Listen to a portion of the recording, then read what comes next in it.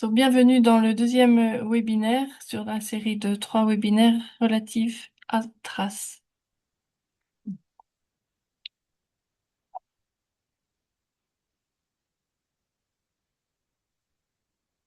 Voilà, d'abord un petit mot sur l'interprétation. So for those who will follow in English, please note that Donc, pour ceux the, d'entre vous qui the, suivent en the presentation anglais, will be delivered la today French. présentation du jour sera donnée en français.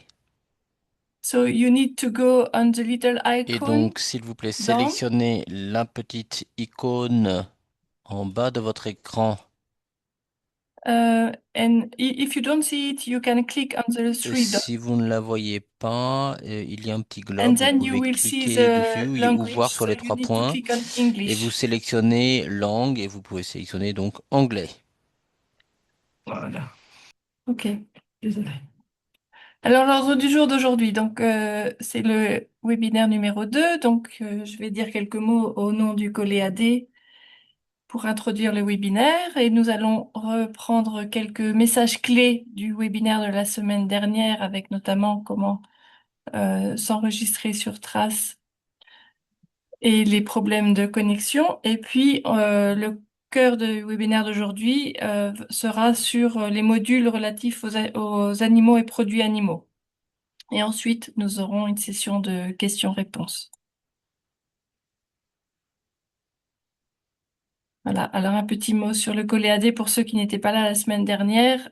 Donc, le COLEAD, c'est une association de droit privé à but non lucratif qui est active dans la coopération au développement et qui agit à travers des programmes de développement, dont Agrinfo, qui est un programme d'information financé par l'Union européenne.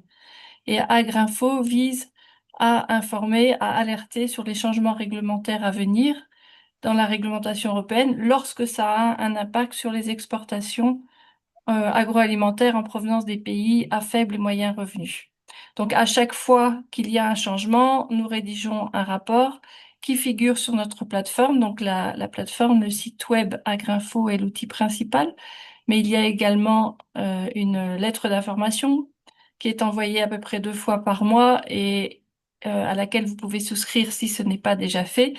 Et tout est gratuit, tous les services sont gratuits. Il y a aussi une fonction pour poser des questions si quelque chose n'est pas clair, des guides, etc., etc. Donc vous êtes les bienvenus pour explorer Agrinfo.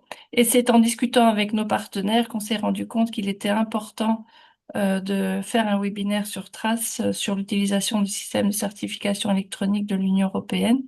Et donc, nous sommes heureux aujourd'hui d'avoir l'équipe de Trace Helpdesk avec nous pour vous présenter les fonctionnalités.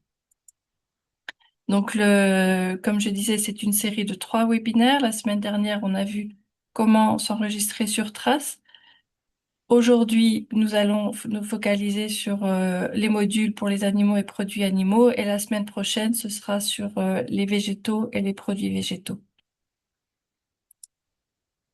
Donc, les objectifs de ces sessions, c'est de fournir des conseils sur les fonctionnalités fondamentales de Trace. Et ça reste des séances d'information générale, mais il est toujours possible de demander une assistance approfondie au niveau national sur demande.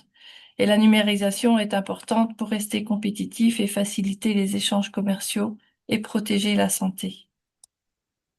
Alors, quelques règles pour le bon fonctionnement du webinaire. Donc, d'abord, votre micro est désactivé et on ne peut pas vous donner la parole, mais vous êtes invité à vous présenter dans le chat et à y faire des remarques générales. Par contre, si vous avez des questions techniques, nous vous demandons d'utiliser plutôt la fonctionnalité questions-réponses. Et donc, à la fin du webinaire, chaque question sera passée en revue et on vous y répondra. Ensuite, la présentation et l'enregistrement seront envoyés ensuite à tous les participants. Et vos commentaires sont les bienvenus dans le chat. Et sans plus tarder, je donne la parole à l'équipe de Trace Helpdesk pour aller plus en détail. À tout à l'heure. Bon webinaire. Merci Ingrid. Bonjour à tous, bonjour à toutes. Je m'appelle Vincent, je serai votre modérateur pour cette session. Au nom de toute l'équipe du support Trace ici à Bruxelles, je vous souhaite la bienvenue à la deuxième partie de cette série de webinaires. Encore un grand merci à nos collègues de ColéAD et aux interprètes également aujourd'hui qui vont nous aider à faire passer le message en anglais pour les collègues qui écoutent cette session en anglais.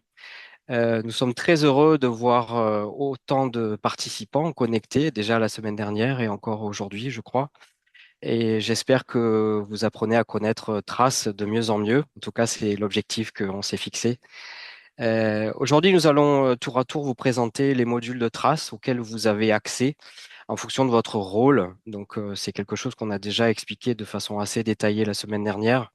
L'accès à Trace est réglementé pour des questions de sécurité, pour des questions de confidentialité également. Donc aujourd'hui, nous allons mettre l'accent sur les animaux et les produits d'origine animale.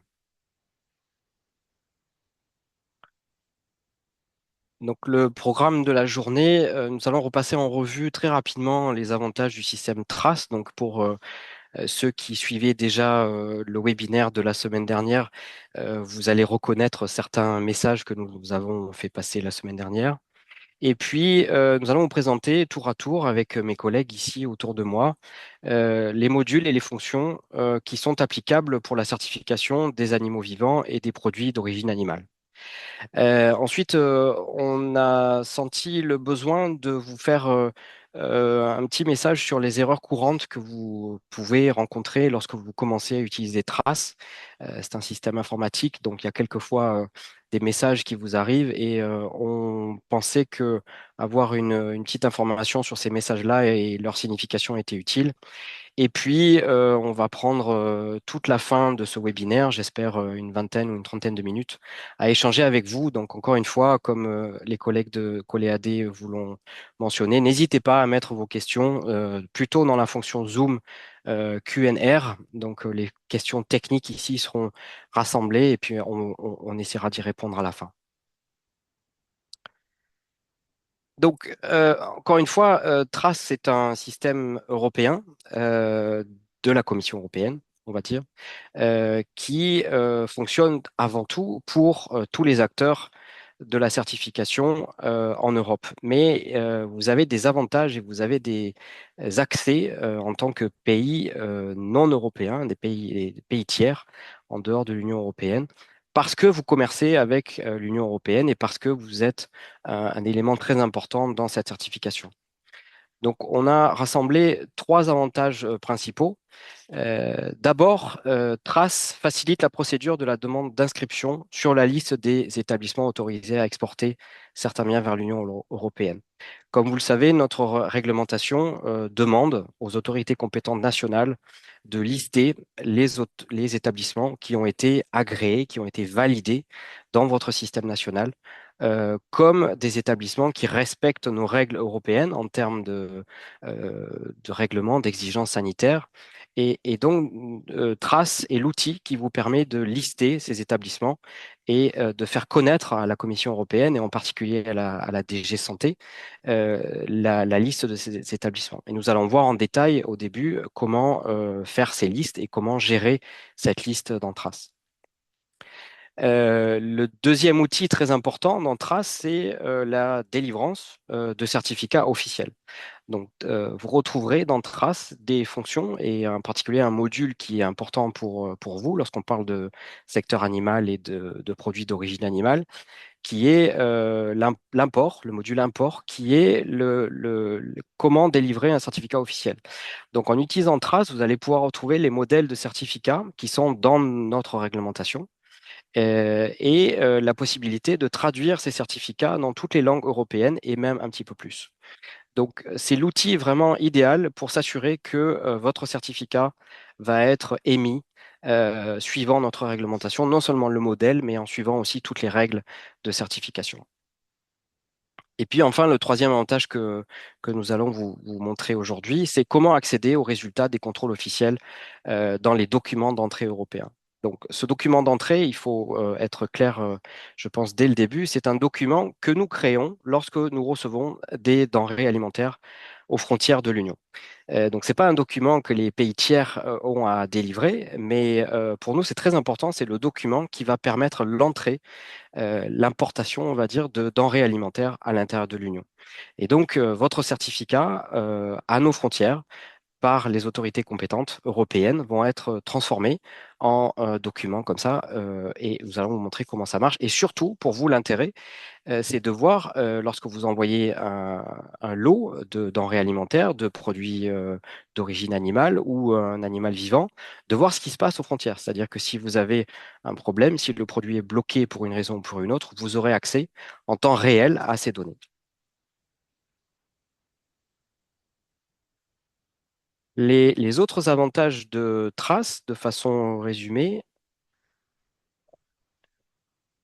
euh, sont les suivants. C'est un système qui est développé et maintenu par la Commission européenne, puisque comme je l'ai dit en introduction, c'est d'abord et avant tout un système pour les acteurs européens. Mais c'est proposé gratuitement à tous les pays tiers et c'est pour ça que vous êtes nombreux, je pense, aujourd'hui. C'est parce que vous avez accès à ce système et vous aurez certainement des intérêts à y accéder. Le deuxième avantage, c'est que c'est une approche par niveau d'autorisation. Donc, là, je fais référence à tout ce qu'on a dit la semaine dernière sur comment accéder au système, quelles sont les différentes règles pour pouvoir accéder. Tout ça est fait pour sécuriser les données qui sont disponibles dans Trace et assurer la confidentialité de certaines données qui peuvent être sensibles au niveau commercial notamment. C'est une plateforme qui réunit à la fois le secteur privé et le secteur public. C'est-à-dire que vous allez voir, lorsqu'on fait par exemple un certificat pour une exportation vers l'Europe, les opérateurs économiques, donc le secteur privé, a la main sur la partie 1, c'est-à-dire la description des produits qui vont être exportés. Et puis ensuite, les autorités nationales en charge de la certification euh, doivent compléter le certificat dans la partie 2. Et ensuite, ce certificat sera disponible en trace et possible pour nos autorités européennes de le retrouver et de faire le document d'entrée dont je parlais juste avant. Trace est une grosse base de données, en fait. Donc, toutes ces données sont disponibles. Et il y a cet outil ClickSense là qu'on va aussi vous présenter un petit peu plus tard aujourd'hui, qui est un système en fait pour faire pour extraire des données de traces et pour faire des rapports statistiques. Donc, vous allez être capable de voir combien de lots, de quels produits, vers quel pays de l'Union européenne sont exportés de votre pays. Donc voilà, des données, des rapports par mois, par trimestre ou par semestre. Un des gros avantages de Trace, c'est la fonction multilangue, c'est-à-dire que toutes les langues officielles de l'Union européenne, c'est-à-dire les 24 langues qui sont parlées dans l'Union, sont bien évidemment disponibles dans Trace. Et également d'autres langues, vous verrez, sont disponibles en fonction des demandes. La Commission européenne peut éventuellement rajouter cet outil de traduction pour d'autres langues lorsque le pays tiers en fait la demande. C'est tout à fait possible au niveau informatique. C'est un système informatique dont la version actuelle est relativement récente, donc les échanges d'informations avec d'autres systèmes sont tout à fait disponibles. Je pense notamment à certains d'entre vous doivent connaître le système d'alerte rapide pour les aliments, pour les animaux et pour les aliments, donc le RASF, Rapid Alert System for Food and Feed. Il y a une connexion qui se passe entre Trace et RASF. Et puis aussi, et ça vous intéresse peut-être moins aujourd'hui, mais sachez que les autres systèmes informatiques du type IPPC pour la certification des produits d'origine végétale, il y a une connexion aussi, une interconnexion avec Trace qui est très très claire et vous verrez ça un peu plus en détail la semaine prochaine si vous assistez au webinaire 3 qui est pour les produits d'origine végétale. Voilà, c'est un système informatique, donc vous pouvez y accéder via Internet, 24 heures sur 24, 7 jours sur 7, bien évidemment. Euh, et euh, voilà, cette diapo, c'est pour rappeler un petit peu ce qu'on a dit lors du webinaire numéro 1. Si vous étiez là la semaine dernière, nous avons insisté assez longuement sur le besoin et la nécessité de se prémunir d'un EU login avant de rentrer dans Trace. Il faut d'abord avoir cet outil qui est comme une première clé en fait pour entrer dans plusieurs des systèmes informatiques de la Commission européenne. C'est une clé donc qui vous permet d'avoir un premier accès. Et puis ensuite, lorsque vous faites la demande d'accès à Trace, vous devez répondre à cette fonction un peu pyramidale qui se trouve dans Trace, c'est-à-dire que la Commission européenne, tout en haut de la pyramide, peut donner accès à certaines autorités compétentes centrales. Et puis ensuite, c'est l'autorité compétente centrale qui va distribuer ces accès en fonction de votre organisation dans le pays. C'est-à-dire que si vous voulez que certaines régions deviennent un petit peu plus indépendantes pour ce qui est de la gestion des établissements et la signature des certificats, par exemple, vous pouvez donner l'accès aussi à vos collègues dans les régions et puis à un niveau encore plus inférieur, localement, pour avoir une autre gestion de façon plus proche des opérateurs et des établissements. Les accès sont contrôlés en fonction de votre rôle. Donc là, encore une fois, je vous renvoie au contenu du webinaire de la semaine dernière où chacun a un accès dans Trace en fonction de son rôle. En fonction de si vous êtes un opérateur ou une autorité, vous aurez des accès différents. Cette structure est tout à fait flexible, c'est-à-dire que les pays, en fonction de la manière dont vous êtes organisé, si vous êtes un grand pays et vous avez des autorités régionales et vous voulez que les régions aient une certaine indépendance, vous pouvez l'adapter en fonction de votre organisation. De façon très très simple, ce que vous faites aujourd'hui au niveau administratif est tout à fait réplicable dans Trace. Il suffit de demander à la commission via mes collègues et moi-même ici au service d'assistance technique de Trace de vous aider à configurer et à adapter cette structure dans Trace. Et puis enfin, ces règles de confidentialité ces règles de confidentialité en fait sont régies par des conditions générales d'utilisation, comme tout système informatique. Vous trouverez en bas des pages des pages publiques de Trace, vous pouvez aller cliquer sur les conditions générales d'utilisation et vous retrouverez exactement le contrat que l'on passe avec vous lorsque vous commencez à utiliser Trace. En ce qui concerne les modules et les fonctions que nous allons vous expliquer aujourd'hui, elles sont très orientées pour la certification des animaux vivants et des produits d'origine animale. Donc, tout d'abord, ma collègue Naïma va vous présenter ce qu'on appelle en anglais Listing Management System, donc qui est le module dans Trace pour lister les établissements qui ont été autorisés par les autorités compétentes nationales de vos pays comme des établissements qui répondent, qui répondent à nos règles sanitaires. Donc, c'est un module qui vous permet d'être complètement indépendant dans le listing de ces établissements. Et puis, la deuxième partie, ce sera sur le certificat officiel. Donc, comment créer un certificat lorsque l'on veut exporter des denrées d'origine animale vers l'Europe. La troisième partie, c'est le document sanitaire commun d'entrée, DSCE, ou en anglais, vous entendrez peut-être ou vous verrez sur certaines de nos diapositives le SHED, qui est l'équivalent en anglais, qui est donc le document que nous allons créer aux frontières des États membres européens lorsque nous faisons les contrôles officiels. Donc, vous avez un accès à ces documents en tant que pays tiers qui commerce avec l'Union. Vous avez un accès à ce document et c'est très important pour vous, je pense, d'aller voir ce qui se passe à nos frontières et surtout en cas de problème, comment essayer d'agir en fonction de problèmes que vous avez. Et puis, nous finirons la présentation par ClickSense, donc, qui est l'outil pour faire des rapports statistiques en fonction des exportations que vous faites vers l'Union. Voilà, je laisse la parole à ma collègue Naïma qui va vous expliquer la partie LMS. Merci Vincent, merci à tous pour votre présence aujourd'hui à ce webinaire.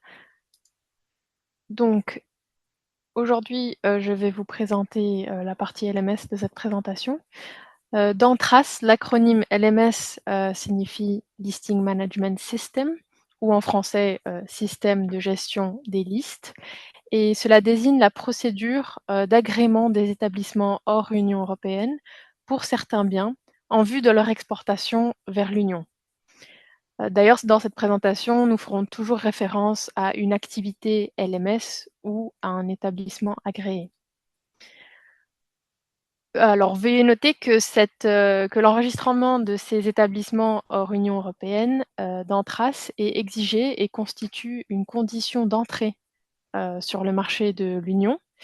Nous pouvons imaginer qu'après des inspections sur place effectuées par les autorités compétentes, ils sont ensuite chargés d'inscrire leur établissement agréé d'Anthrace dans le but d'exporter vers l'Union. Cette information et ces informations sont rendues accessibles au public via notre plateforme Trace. Si vous avez un accès à Trace dans la section publication, vous trouverez liste d'établissements, qui est un menu qui vous permet de rechercher l'établissement voulu. Vous pouvez filtrer votre recherche par pays, chapitre, section ou nom de votre établissement. Également, ces informations, vous pouvez les retrouver via le site web de la Commission européenne. Vous trouverez les liens en dessous de cette slide.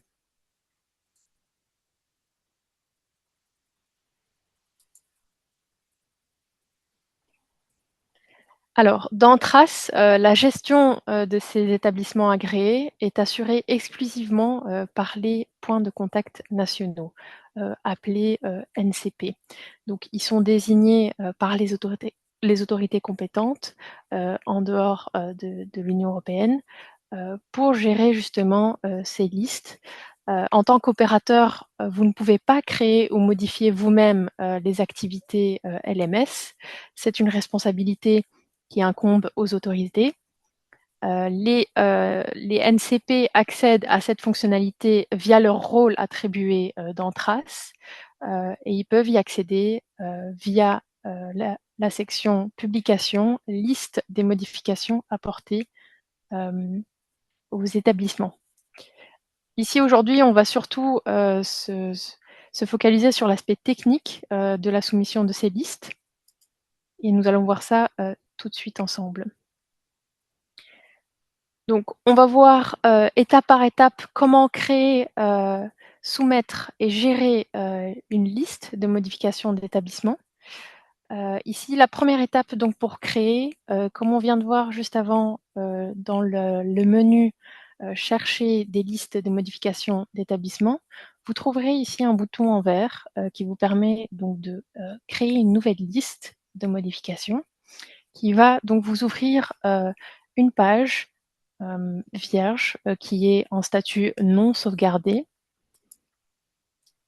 Voici, donc elle ressemble à ça. On voit bien qu'à ce stade-là, nous n'avons pas de numéro de référence. Le pays est automatiquement sélectionné selon votre localisation.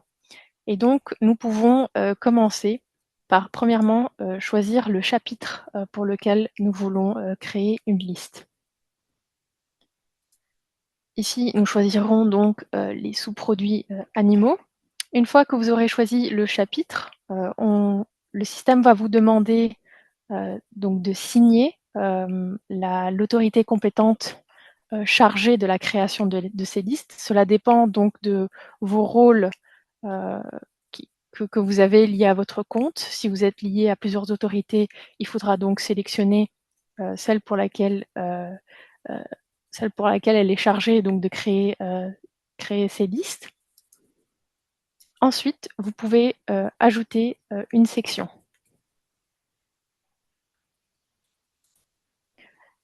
Lorsque vous appuierez sur Ajout de sélection, vous allez retrouver donc plusieurs choix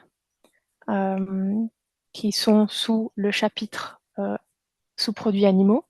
Et ici, pour l'exemple, nous allons vous montrer Processing Plants. On va choisir Processing Plants. Une fois que vous avez choisi la section pour laquelle vous voulez créer une liste, il faudra ajouter un établissement. Alors, dans cette étape-là, soit votre établissement ou opérateur est déjà existant dans Trace, vous pouvez le retrouver via ici la recherche avancée. Cela vous permet donc de mentionner le nom de l'opérateur ou l'identifiant s'il existe déjà dans Trace. Dans le cas où votre opérateur n'existe pas dans Trace, le système vous permet de le créer dans la liste au même moment. Donc nous allons voir ici, nous allons faire l'exemple d'un opérateur qui n'existe pas et pour lequel on va le créer. Donc ici, en appuyant « Créer un nouvel opérateur », vous allez être redirigé vers cette page-là, qui va donc vous permettre de créer un nouvel opérateur dans Trace. Il y a des cases obligatoires qui seront marquées par une astérix rouge. Il faudra indiquer donc le nom en premier, le pays est automatiquement sélectionné. Ensuite, il faudra indiquer l'adresse le plus complet possible, la ville, le code postal. Et une fois que vous avez mis ces informations-là, il faudra appuyer sur « Enregistrer ». Lorsque vous avez appuyé sur « Enregistrer », un message de confirmation va s'afficher en vert au-dessus. Vous verrez donc que votre opérateur a été créé avec succès. N'oubliez pas qu'à cette étape, il faut tout de même le sélectionner. Donc vous l'avez créé, mais maintenant il faut le sélectionner pour qu'il puisse apparaître dans la liste. Donc vous allez appuyer sur « Sélectionner » ici en 2. Donc voilà, notre opérateur est donc mentionné dans la liste souhaitée. Nous allons donc ici, à cette étape-là, rajouter une modification. Comme c'est un nouvel opérateur, on va lui ajouter une activité. Lorsqu'on lui ajoute une activité, il faudra donc remplir les cases obligatoires, là où vous verrez une astérix rouge. Donc ici, le numéro d'agrément, la date d'agrément. Une fois que ces informations sont entrées, vous pourrez donc sauvegarder comme une nouvelle liste.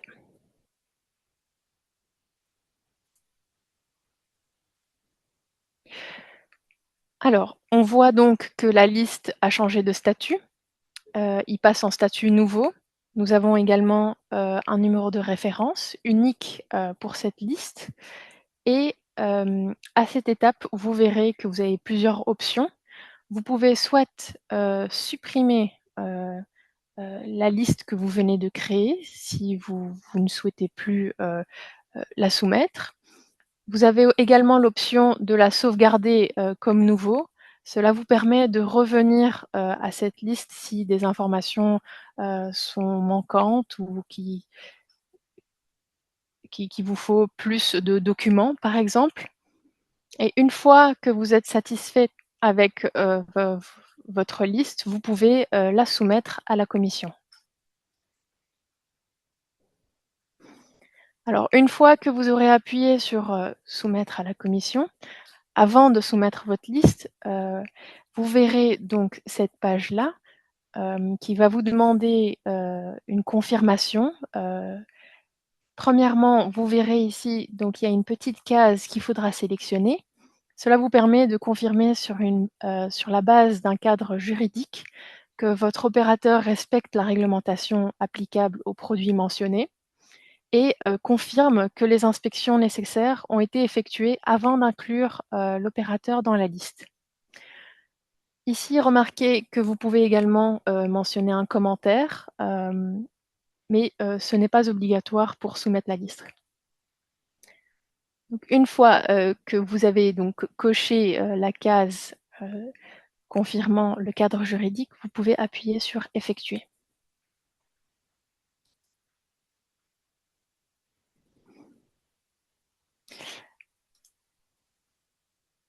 Alors, la soumission des listes est un processus qui est dynamique et transparent, pour lesquels vous pouvez suivre les différentes étapes de validation de votre liste. On peut observer qu'il y a différents statuts. Donc, une fois que vous avez soumis votre liste, elle passe en cours d'examen. Mais il y a également d'autres statuts comme annulé, en cours de révision, nouveau, publié, supprimé. Cela vous permet donc de suivre ces différentes étapes en temps réel. Il est aussi également possible dans la liste, donc si vous appuyez sur le numéro de référence ici, vous allez être redirigé vers les détails de la liste, comme ici. Et donc, vous trouverez l'historique du workflow indiquant la date ou le commentaire que vous avez mentionné, où c'est un échange direct, en fait. Il faut imaginer ça comme une communication que vous pouvez suivre tout au long du processus. Alors, du côté des collègues de la Commission européenne, eux, ils ont donc deux options.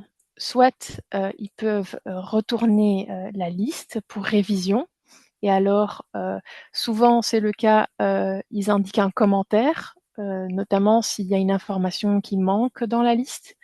Et donc votre liste passe donc en révision. Soit la deuxième option, c'est de soumettre pour publication et votre liste est donc publiée. Donc une fois qu'il passe en publication, il change donc de statut. Votre liste passe en statut publié. Vous le verrez donc par le statut qui a changé et notamment dans l'historique du workflow. Cela indique que donc l'opérateur que vous avez mentionné dans cette liste-là est maintenant agréé à importer vers l'Union européenne. Alors, comment est-ce qu'on peut vérifier le statut d'un établissement ou d'un opérateur? Vous avez deux options, soit à travers le menu chercher des listes de modification d'établissements, en mentionnant ici comme exemple, en mentionnant le nom de l'opérateur, vous pouvez donc retrouver le numéro de référence de liste avec le statut publié. Et donc, en cliquant dans cette liste, vous donc trouverez son statut, mais également tous les opérateurs qui sont autorisés, qui sont désormais autorisés à être sélectionnés dans un certificat officiel ou dans un DCE ou SHED. Alors, la deuxième option pour vérifier le statut d'un établissement est de passer par le menu établissement, liste d'établissements. Comme nous l'avons vu, vous pouvez filtrer votre recherche par pays, chapitre, section ou nom d'établissement. Vous allez trouver une liste qui est donc spécifique à votre recherche et le nombre d'établissements total qui sont autorisés à importer vers l'Union pour ce chapitre et cette section-là. Vous avez soit l'option de regarder et visionner cette liste dans Trace ou de télécharger un PDF. Ici, nous allons exporter le PDF pour vous montrer à quoi ça ressemble. Donc voici, cela se présente de cette manière. Ici, par exemple, nous verrons que que tous les opérateurs et établissements qui sont mentionnés ici par numéro d'approbation, nom, adresse et activité sont autorisés donc à importer vers l'Union et être sélectionnés dans un certificat officiel. Vous verrez notamment que la date est mise à jour assez régulièrement. Alors la dernière chose qu'on va voir ensemble, c'est comment suspendre une activité pour une raison, enfin il y a plusieurs raisons pour lesquelles vous ne voulez plus que cette activité soit que cette activité soit suspendue.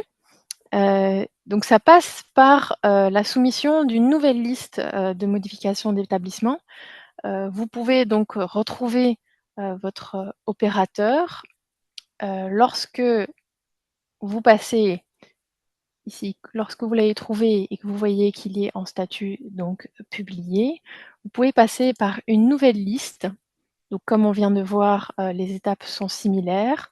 Vous allez donc sélectionner le chapitre, la section pour laquelle l'opérateur tombe et ensuite, vous allez ajouter une modification dans la liste. Donc on voit bien qu'on va suspendre cet opérateur-là, Colead Training. Et donc on va ajouter une modification et alors on voit et on retrouve supprimer l'activité.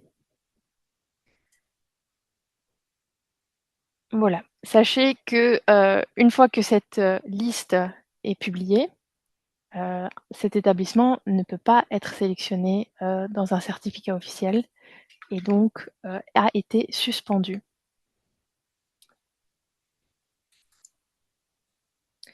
Voilà, je vous remercie pour votre attention. Je vais passer le micro à mon collègue Youssef qui va vous présenter les certificats officiels. Merci beaucoup, Naïma.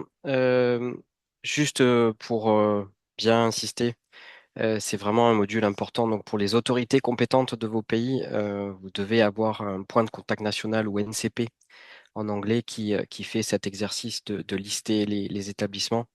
Donc, si vous n'avez pas encore accès à Trace, encore une fois, je vous invite à peut-être écouter le webinaire de la semaine dernière et à avoir au moins une personne connectée dans votre autorité par pays pour gérer ces listes d'établissements. Depuis l'année dernière, les établissements de miel également sont concernés, donc vous devez vraiment avoir une liste d'établissements à jour pour pouvoir exporter vers l'Europe. Voilà, je passe la parole à Youssef sur le certificat. Merci beaucoup Vincent, merci Naïma. Donc je m'appelle Youssef. On m'entend bien? Je m'appelle Youssef et je vais poursuivre donc ce webinaire en vous parlant des certificats officiels de l'UE que vous devez, qui doivent accompagner votre marchandise lorsque vous effectuez un import vers l'Union européenne. Trace vous permet donc de créer ces certificats de manière numérique. Et cette procédure comporte 3 étapes que nous allons parcourir ensemble maintenant. Alors dans Trace, en tant qu'utilisateur, vous avez la possibilité de créer ces certificats officiels en tant qu'opérateur économique, mais aussi en tant qu'autorité dans vos pays. Vous pouvez, en tant qu'autorité, créer ces certificats au nom de vos opérateurs. Dans l'interface de Trace, le menu Documents vous permet d'accéder à ce module en cliquant sur EU Import. Cela va vous diriger vers une page qui vous permet à la fois de rechercher des certificats existants dans le système. Cette fonctionnalité ne vous permet de visualiser que les ressources auxquelles vous avez droit d'accéder dans Trace. Donc, par exemple, en tant qu'opérateur économique, vous ne pourrez accéder qu'aux certificats dans lesquels vous êtes mentionné en tant qu'opérateur. Et les autorités centrales dans votre pays, elles, ont accès à l'ensemble des certificats présents dans Trace qui ont pour origine votre pays. Alors, lorsque vous êtes sur cette page, en étape numéro 2, vous pouvez cliquer sur le bouton Nouveau EU Import qui va vous diriger vers les menus de création du certificat.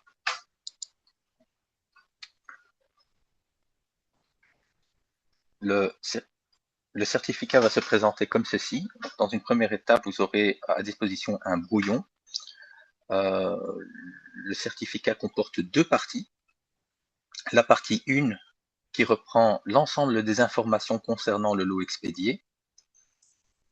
Et la partie 2, la partie certification. La partie 1 est accessible par l'opérateur économique aussi bien que par l'autorité. La partie 2, elle, est exclusive à l'autorité. Donc, l'opérateur économique n'a pas du tout accès à la partie 2 de ce certificat. À tout moment, le statut du certificat est mentionné dans le coin supérieur droit. Par exemple, ici, il est dans un état non sauvegardé. Et donc, la partie 1 du certificat se présente comme un formulaire à compléter. Chaque champ est à côté de chaque champ est indiqué soit une étoile rouge, soit un symbole d'édition. Lorsqu'un champ est signalé par une étoile rouge, cela veut dire que le champ est obligatoire. Le symbole d'édition mentionne que le champ, lui, est optionnel.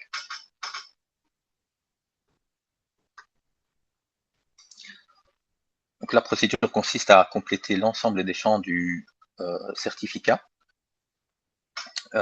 jusqu'à décrire la marchandise expédiée.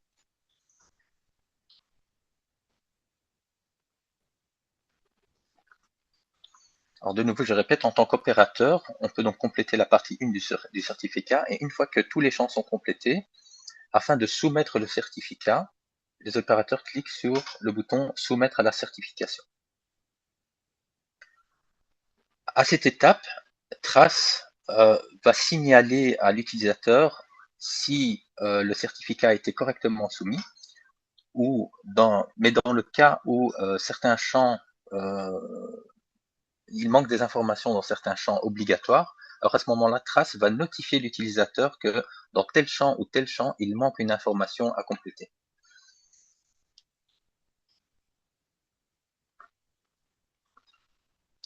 Une fois que le certificat est soumis, le statut de ce certificat devient un statut nouveau. Le certificat va avoir un identifiant unique au sein du système Trace, qui est indiqué par la référence IMSOC. À ce stade-là, le certificat, Trace va notifier les autorités que le certificat a été soumis et qu'il requiert l'attention des autorités.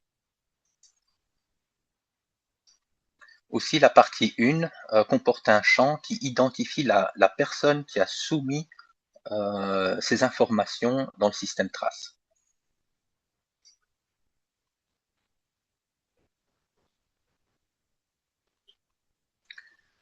Alors, en tant qu'autorité, je le rappelle, on a tout à fait la possibilité de créer un certificat officiel, donc de compléter la partie 1. Et en tant qu'autorité, ça relève de votre responsabilité de compléter la partie 2. Donc Trace vous offre un dashboard également accessible via le menu qui vous permet de visualiser l'ensemble des certificats qui requièrent votre attention. Et donc, lorsque vous accédez à un certificat en statut nouveau, donc vous avez 3 options pour poursuivre. Vous pouvez, première option qui est une fonctionnalité utile de Trace, c'est la signature en cours du certificat. Grâce à cette fonctionnalité-là, vous allez pouvoir bloquer la possibilité d'éditer la partie 1 du certificat par l'opérateur. Tant que vous n'avez pas signé le certificat avec le statut en cours, l'opérateur qui vous a soumis la partie 1 a encore la possibilité d'éditer certains champs. Pour bloquer cette possibilité-là et poursuivre avec la signature du certificat, vous pouvez, dans un premier temps, signer le certificat en cours. Après avoir complété les aspects légaux de la partie 2, certification, il vous sera donné 2 options, soit de signer la validation du certificat, auquel cas Trace va notifier les opérateurs de votre décision positive, soit de signer le rejet du certificat. Dans ce cas, Trace informera l'opérateur de la décision négative, et à ce moment-là, l'opérateur aura la possibilité de modifier la partie 1 du certificat et de la soumettre à nouveau aux autorités. De la même manière que pour la partie 1, la partie 2 comporte un champ qui identifie précisément le signataire du certificat. Donc, dans votre organisation, il se pourrait que vous ayez plusieurs collègues sous la même institution. C'est de manière indépendante que vos collègues seront signalés dans cette case-là.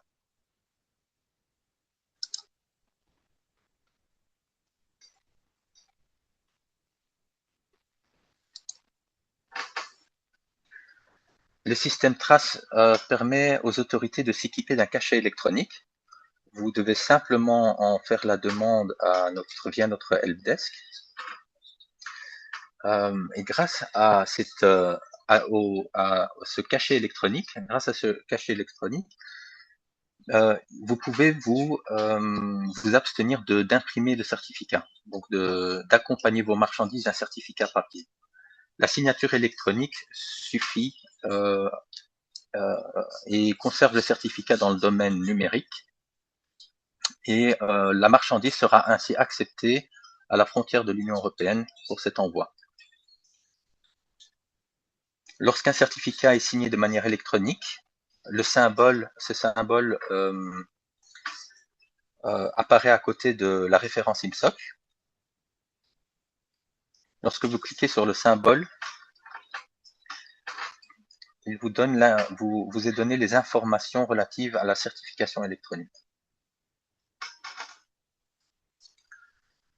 Donc, je le répète, vous avez deux options en tant qu'autorité. Si vous signez la validation de manière classique, alors à ce moment-là, le certificat officiel doit être imprimé et accompagner la marchandise.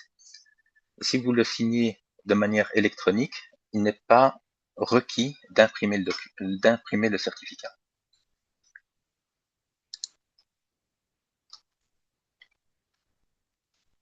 Dans les deux cas, donc, vous avez la possibilité d'imprimer le certificat que vous avez complété.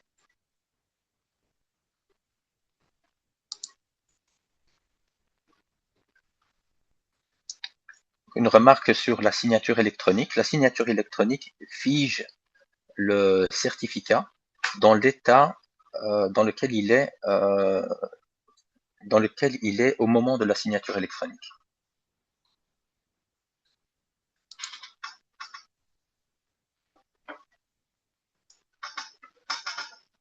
Si une erreur est constatée dans un certificat après validation, après signature, les autorités ont la possibilité de remplacer le certificat pour le corriger.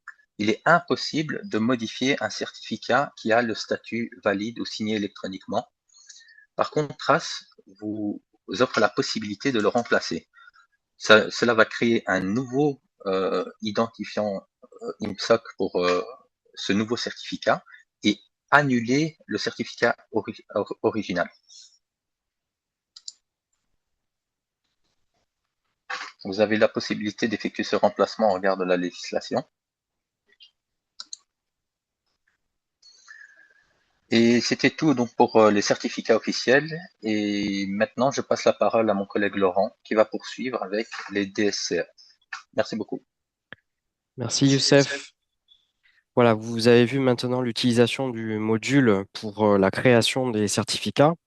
Donc, vous voyez la façon dont remplir les différentes informations de ce certificat. Vous voyez bien que Trace va vous guider au fur et à mesure du remplissage de ce certificat. Donc, il y a très, très peu d'occasions de faire une erreur. Déjà, vous ne pouvez pas vous tromper sur le modèle. Le modèle qui vous est proposé est forcément le modèle qui est dans notre réglementation.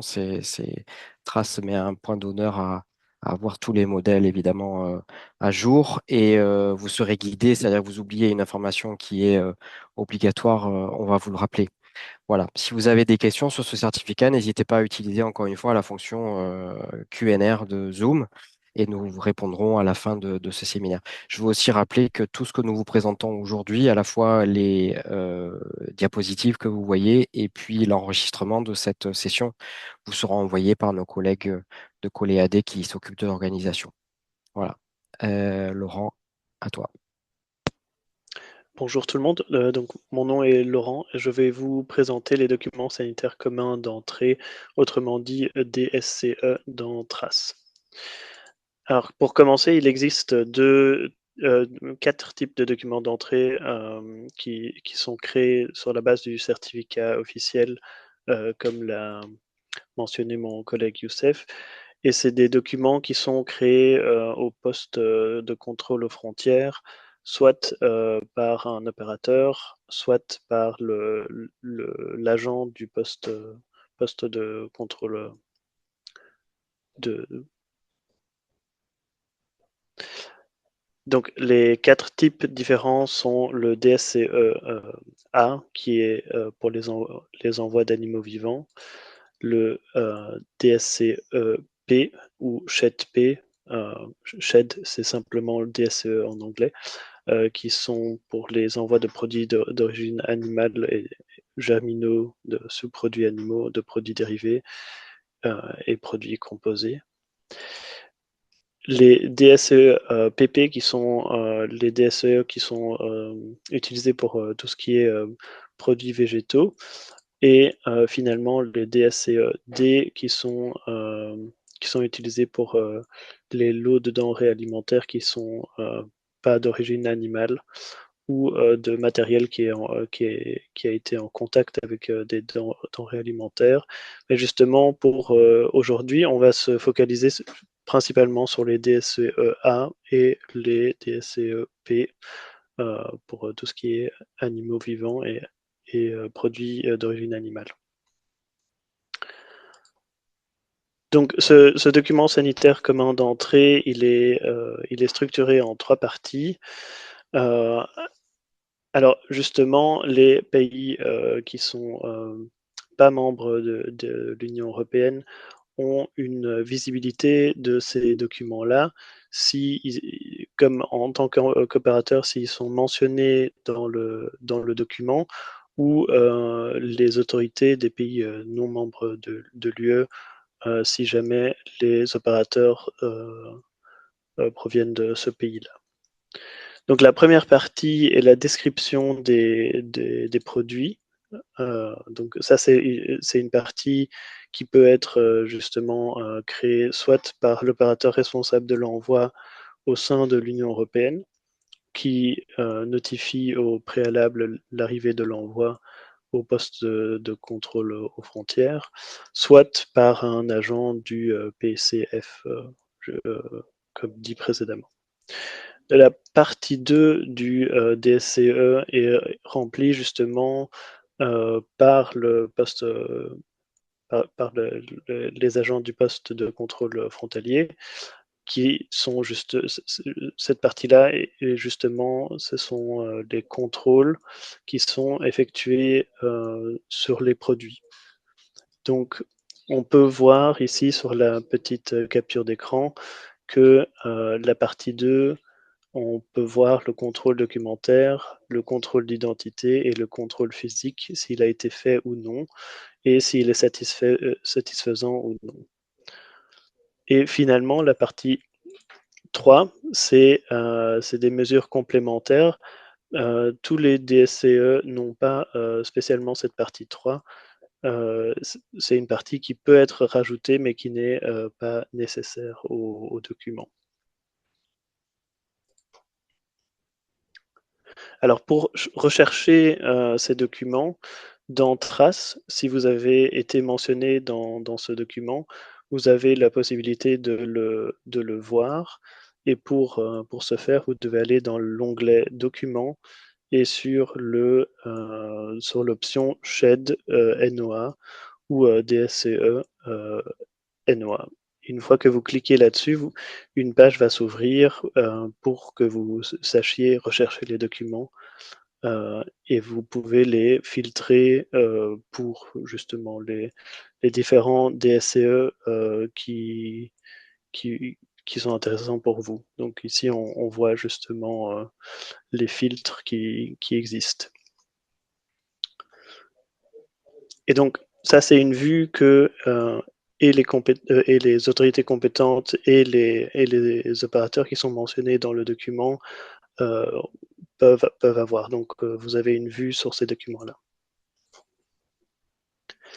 Alors, une fonctionnalité qui est assez importante dans Trace et qui est en lien avec les certificats import, c'est la fonctionnalité de clonage. Donc, une fois qu'un certificat import arrive au post-contrôle frontalier, il peut être cloné en document sanitaire commun d'entrée à ce stade-là.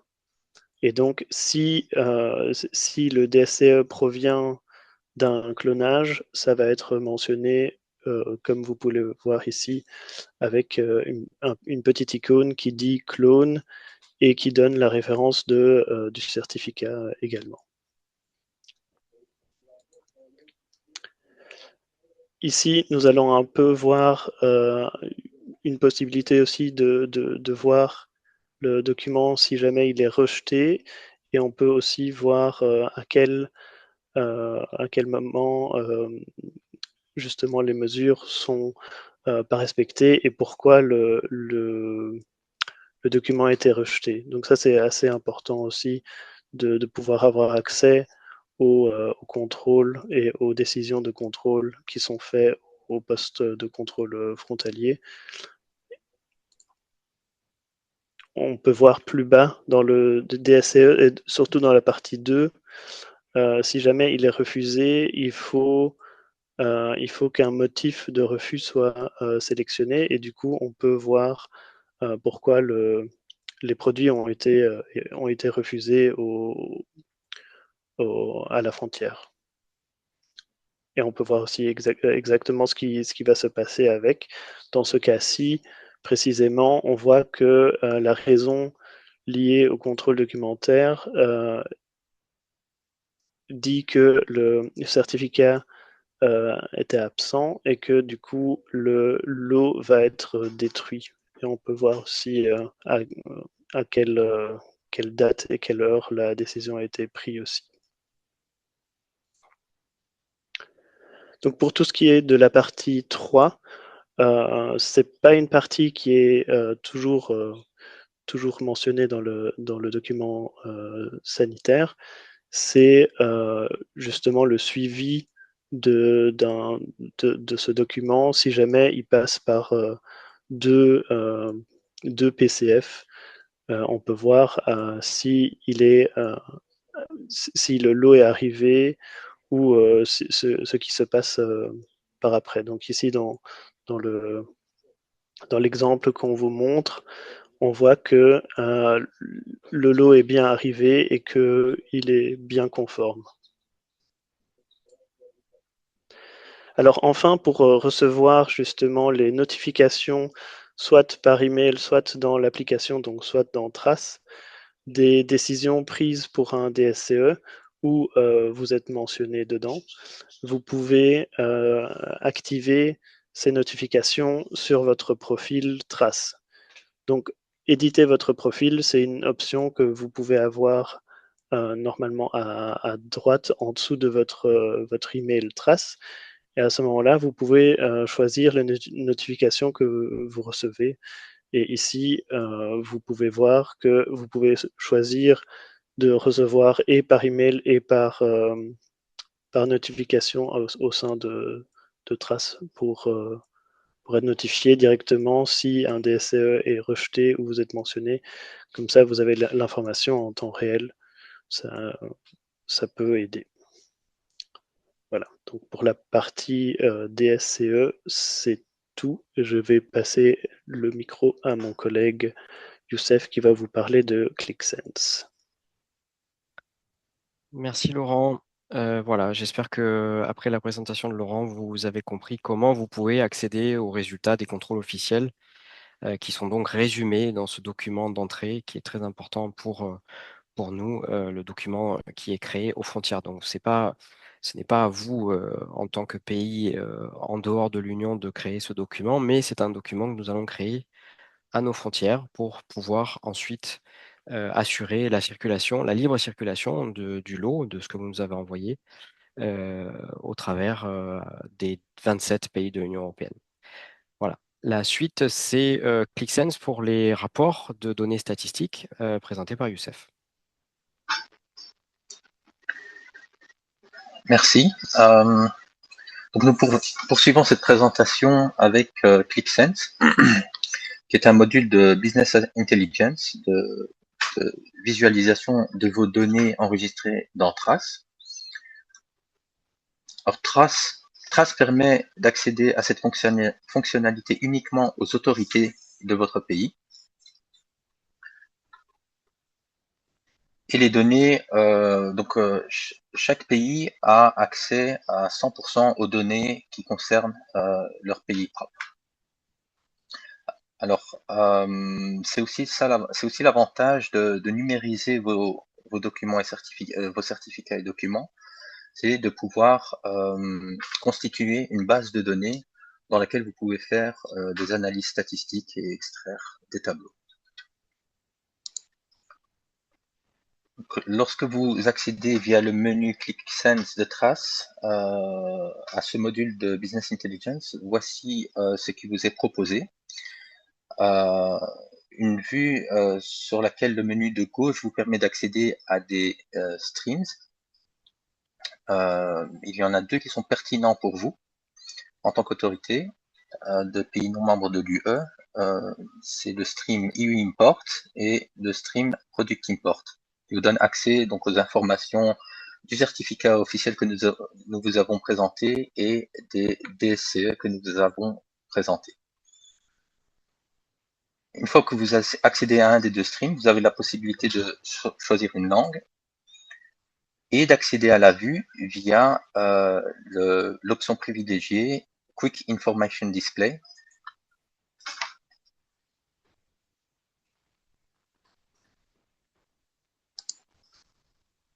qui va vous amener à la vue suivante,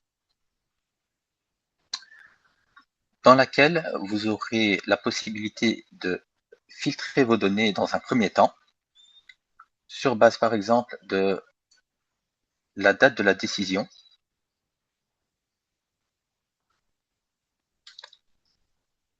ainsi que sur votre gauche, sous le label Selection Board, vous aurez la possibilité de filtrer sur base du statut du certificat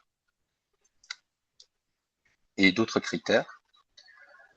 Ces filtrages préalables vont vous permettre de diminuer le nombre de certificats de votre vue.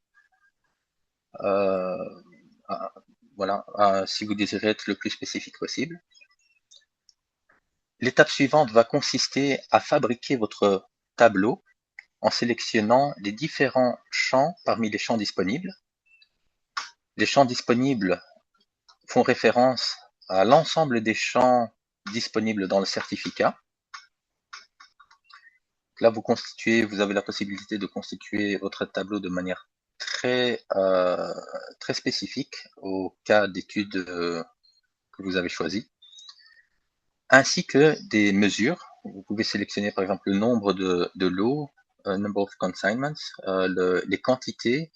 Vous avez aussi la possibilité de choisir comme mesure le poids net de vos marchandises.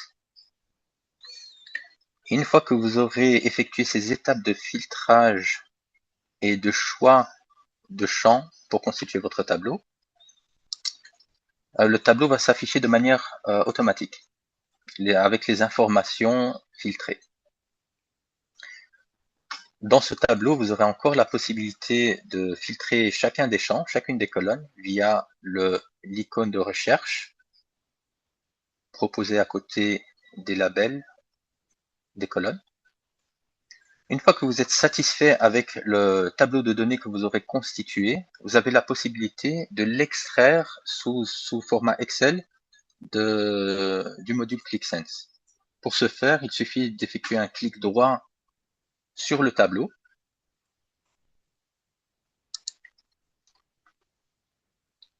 de sélectionner la manière d'exporter les données via l'option Download As. Donc là, je vous suggère de choisir le format Excel, ce qui va vous amener à une invite qui vous propose d'exporter les données. Sur votre poste d'ordinateur, donc vous aurez la possibilité de cliquer sur un lien de téléchargement. Une fois que le fichier est téléchargé, vous le trouverez donc dans votre dossier de téléchargement. Et lorsque vous l'ouvrez, votre tableau s'affichera dans votre programme Excel. Voilà, et à partir de là, vous pouvez donc effectuer vos analyses statistiques. Le fonctionnement de ClickSense est aussi décrit dans la documentation. Vous avez accès au Stream Everyone, dans lequel vous trouverez un module qui vous permettra d'appréhender les fonctionnalités de ClickSense.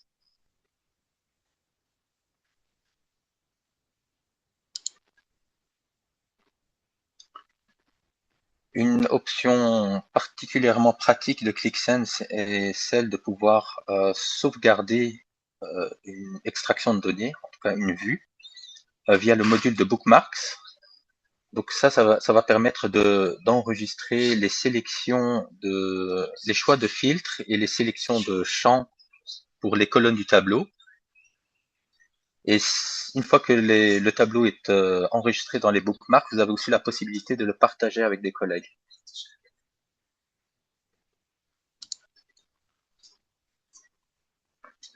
Donc, voici donc la partie ClickSense.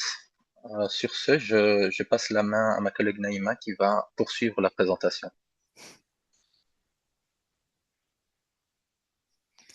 Merci Youssef. Voilà, encore une fois, ClickSense pour vous permettre d'extraire des données à partir des documents d'entrée que Laurent vous a proposé tout à l'heure, vous a présenté tout à l'heure.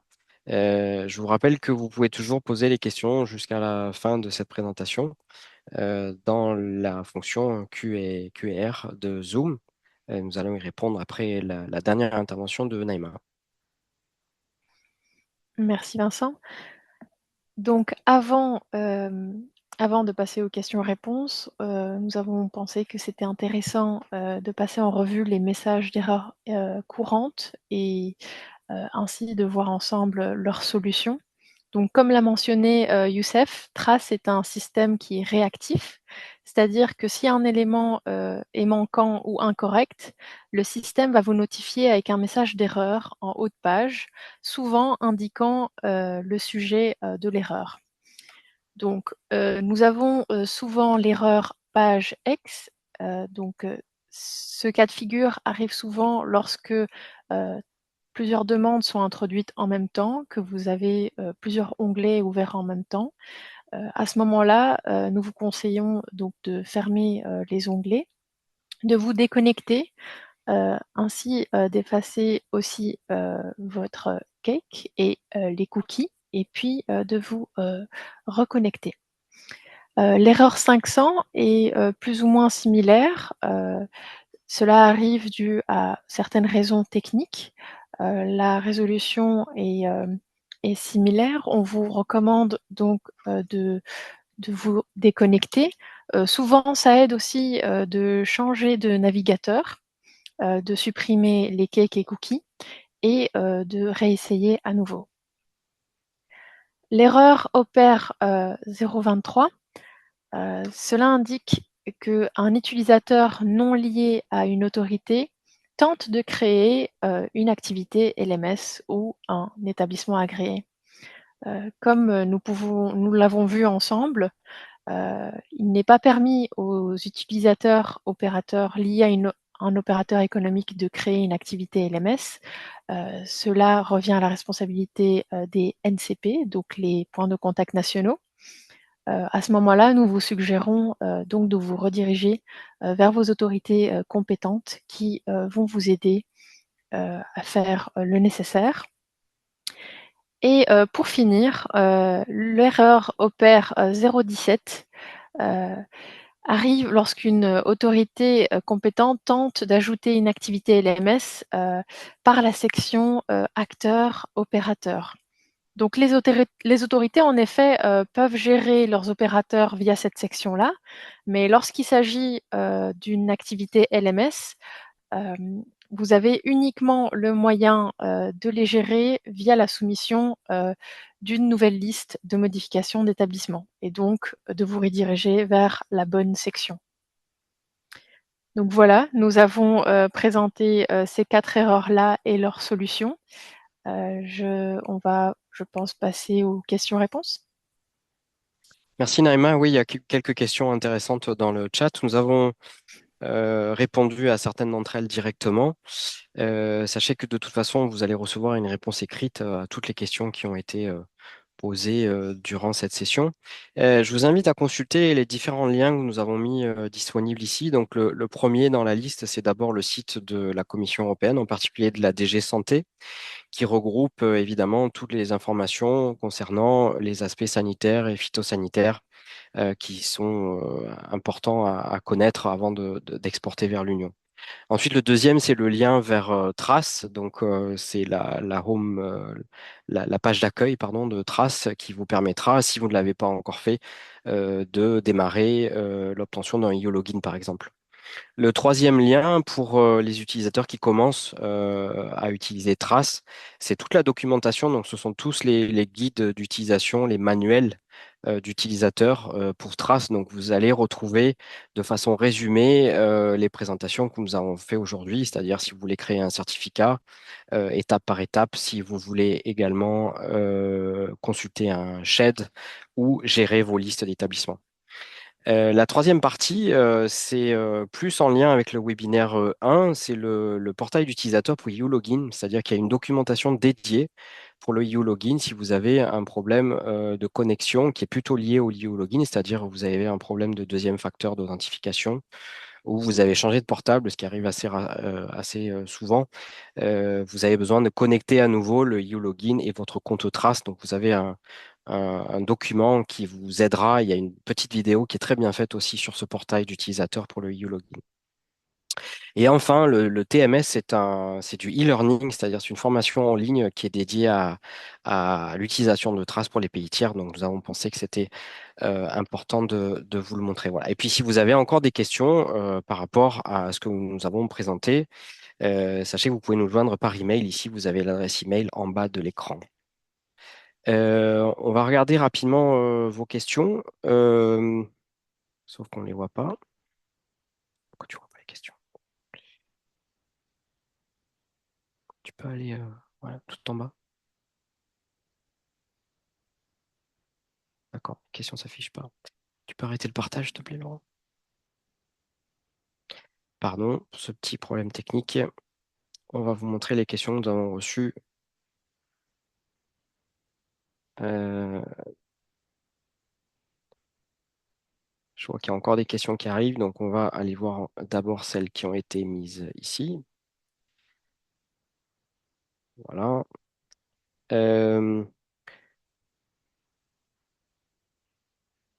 J'avais noté deux questions auxquelles nous pouvons répondre ici. La première qui concerne plutôt, enfin les deux d'ailleurs, qui concernent plutôt la partie listing des établissements autorisés à exporter vers l'Europe ou avoir les informations permettant d'entrer en contact avec le point focal national, le NCP de trace dans un pays. Ben ça, je pense que c'est un opérateur qui pose la question. Sachez que dans chaque pays, les autorités compétentes de votre pays doivent nommer un point de contact pour l'autorisation et pour l'inscription de votre établissement dans les listes. Donc, dans chaque pays, vous devez vous retourner vers l'autorité qui est l'autorité compétente pour certifier les produits d'origine animale. Donc, de façon assez standard, ça peut être le ministère de l'Agriculture, le ministère de la Santé, peut-être le ministère du Commerce. Mais en tout cas, sans plus de détails ici, je ne peux pas vous répondre de façon plus précise que ça. La deuxième question concerne un des autres aspects du LMS.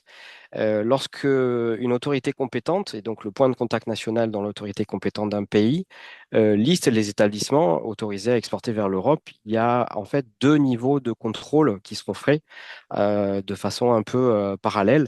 Ce que vous a montré Naïma très très bien, c'est la Commission européenne qui regarde en fait l'établissement que vous proposez à rajouter dans une liste et on va vérifier que tous les éléments au niveau sanitaire sont présents.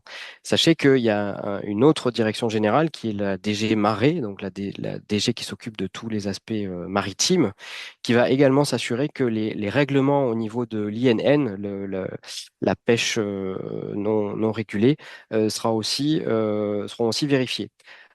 Donc, dans cette question-là, je pense que c'est plutôt une question pour Marais. Mais c'est aussi un contrôle qui est fait lors de contrôle d'une liste pour un nouvel établissement. Et puis je crois qu'il y a d'autres questions qui sont arrivées entre-temps.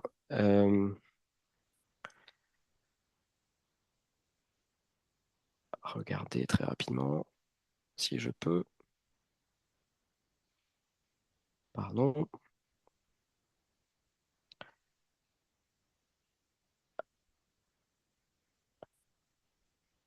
Une autre question qui concerne les LMS qui vient d'arriver, qui nous demande comment faire procéder, comment faire pour apporter des modifications, entre parenthèses, modifications d'adresse sur la liste des établissements. Ben, sachez que c'est considéré comme une des parties de la gestion des établissements autorisés à exporter vers l'Europe. Donc, vous pouvez contacter l'autorité compétente, le point de contact dans votre pays peut changer cette information, l'adresse qui est importante. Vous devrez certainement passer par le module LMS pour le faire.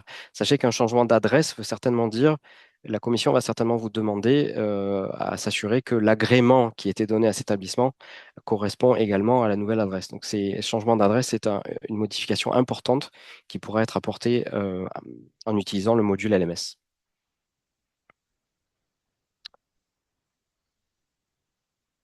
Voilà, il y a d'autres questions qui concernent l'envoi d'échantillons. Donc là, on vous répondra par écrit sur ces questions-là. Il y a deux, trois questions qui concernent l'envoi d'échantillons vers l'Union européenne. Quelles sont les conditions qui s'appliquent? Donc on va vérifier pour éviter de vous induire en erreur. Et comme je le disais précédemment, les réponses à toutes ces questions vous seront données en même temps que les diapositives qu'on vous a montrées et puis l'enregistrement aussi de ce webinaire. Voilà, je vois plus de questions supplémentaires dans le chat, donc je vous remercie pour votre attention. J'espère que vous connaissez un petit peu mieux les modules de Trace qui vous concernent et comment l'utiliser, surtout les bénéfices que vous avez à utiliser Trace, que ce soit pour créer un certificat ou pour gérer vos listes d'établissements ou pour accéder aux résultats des contrôles officiels. Je vous remercie pour votre attention et je repasse la parole à mes collègues de Coléadé pour fermer ce webinaire. Merci beaucoup. Un tout grand merci au Helpdesk Trust. Donc, c'était encore de nouveau une session très intéressante et très claire. Donc, on voit que ce sont toutes des choses assez compliquées, surtout si vous n'avez jamais vraiment accédé au système Trace. Donc, peut-être une première chose à dire pour certains pays qui ne sont pas vraiment familiarisés avec le système, c'est que c'est vraiment essentiel de travailler avec les autorités compétentes. Donc, si vous voyez, vous n'avez pas, il faut vraiment avoir une bonne collaboration entre l'autorité compétente et le secteur privé pour pouvoir travailler dans Trace. Donc, si vous faites partie des pays ACP, lesquels le COLEAD fait travail avec, donc on vous encourage à nous contacter aussi pour essayer de vous aider peut-être à mieux discuter entre vous pour après pouvoir mieux utiliser le système Trace. En tout cas, un tout grand merci à nos, à nos amis du Helpdesk. Merci à vous pour votre participation et aussi merci aux interprètes. Voilà, bonne journée, bonne fin de journée et à bientôt. Au revoir.